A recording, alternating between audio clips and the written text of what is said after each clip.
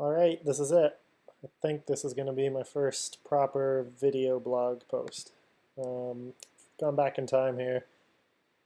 Just wanted to show off how exciting this weather was. This is 7 a.m. Thursday, and we see this big mass of warm air that approached southern Ontario. Obviously, Saturday was a very exciting day. Sunday continued to be exciting as the front sort of passed through. And I've pulled these up in advance, but one thing I really wanted to hone in on, something I've noticed before, and it sort of played out again this time, is the weather on Saturday morning. So this is Saturday morning at 7 a.m. And I was a little bit worried that this rain was going to hold things back from southern Ontario. I thought, you know what, the front maybe might lag a little bit. The rain, could cover southern Michigan and Ohio and prevent anything from getting here. But if you really, really zoom in here, you can see the rain is passing over extreme southwestern Ontario, pretty much right when the sun is coming up. So you've got this really warm air, riding, and it'll override the edge of this front and will go right to the edge of this rain. And if you, draw a line right where the edge of this rain is, you pretty much have, 7 blackneck stilts in Windsor, 30 some odd American avocets at Peely.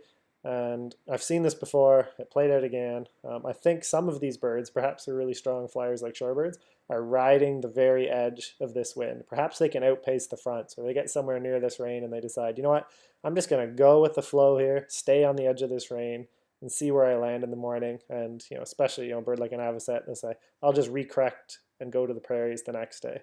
So I'm wondering if there's sort of something in that. It's something, so I'm going to pull up a couple of the maps here that I've saved in the past, both spring and fall. So this is November 1st, 2013, and I'm going to toot my own horn here a little bit. This was a morning where I had a snowy plover at the tip of Point Pelee in November, completely unexpected vagrant.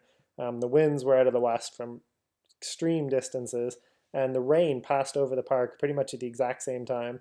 So you could see, that shorebird had the chance to pretty much go to the extreme limit of this weather edge here and landed right where the rain was.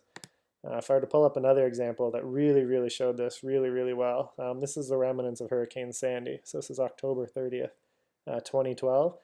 And all throughout the morning, there was northeast winds ahead of this sort of purplish front here. And we were seeing black-legged kittiwakes and brant and a lot of things that you would expect. And then sort of a band of rain passed overhead. And immediately after the rain stopping, the wind switched slightly out of the east. And this is when the storm petrels, so there was Leach's storm petrel, the one Wilson storm petrel, that were right on the very, very edge of this weather mass. So it's not so much that they're following it in and they can show up randomly, but I really think there's something to them following the extreme limit, and they'll be right behind that rain, possibly even influenced by it. One last one I wanted to show here, which I thought was interesting just because it wasn't directly connected to a front. There's this little band of rain that passed over southern Ontario. I forget the exact date because I wasn't there, unfortunately. I think it was April 25th, 2008. This is when the Burrells found a burrowing owl on Pelee Island. So, all massive, ungodly, huge migration aside that you can see the birds on radar here, I think there's something really, really associated with those birds flying right to the limit of the rain. So, sometimes I wonder if the rain is over here or further east in Ontario. If I have vagrants on the mind, I think, well, is it worth going down to Point Pelee, or should I just wake up in the morning, see where the rain is at 7 a.m. and check that area extensively?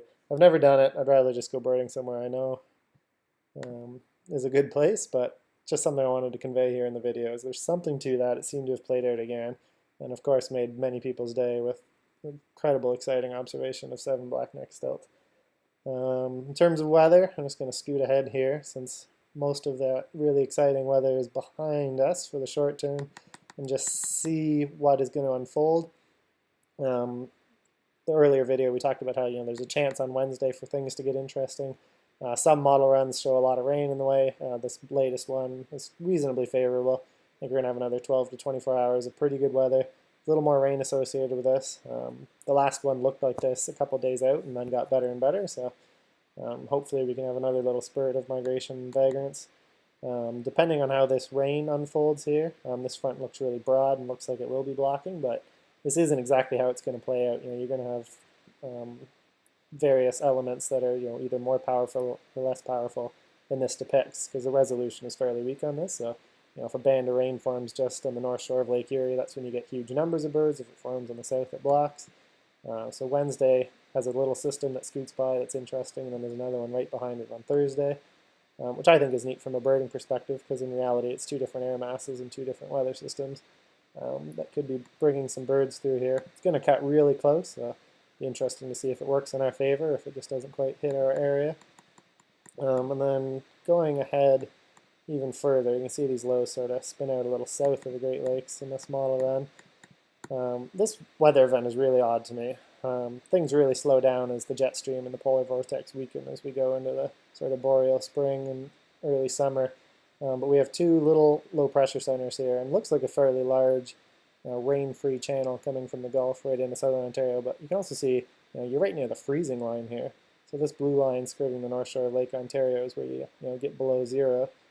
And despite the fact that it's clear, if I were to switch over to the 850 millibar heights, I'll do it with temperature so you can see temperature, but we have fairly light winds in all directions, so there's no big air mass. This isn't really a vagrant setup, but this is where I get curious, because by now we're 204 hours out. It's obviously subject to change, but April 25th is when things are really going to get rocking and rolling with white-throated sparrows and yellow-rumped warblers. So I'd be curious to see how far they fly into this before they just decide to drop, and where that drop is, because you could certainly get some interesting numbers. So those are, Wednesday, Thursday look interesting. A little later after that, it's not promising, but the further and further we look, these things are subject to change. So a couple more interesting days ahead. We've certainly been locked in a pretty interesting pattern, so it's resulting in some really excellent birding, some interesting vagrants, and definitely the insects are taking advantage, seeing migrant butterflies everywhere. So yeah, one other thing that just popped into my sort of radar in the news today was talking about wildfires in Florida. So that's something I haven't talked about before in a video, but something I like to look at as the drought monitor, especially in the United States.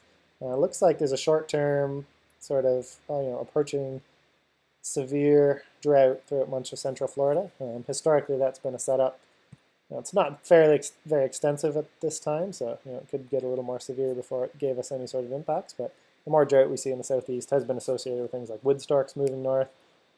Because it's a short-term drought, I'm not going to get too excited about it. There was a tricolored heron on Lake Erie today, so the drier things look down here could be promising for herons or other water birds to move further north than normal, but this isn't a code red exciting thing yet. I just wanted to pop that up. So we'll see what the future unfolds, and pretty much every day we get closer to May, things are getting more and more exciting. So get out there and enjoy the show.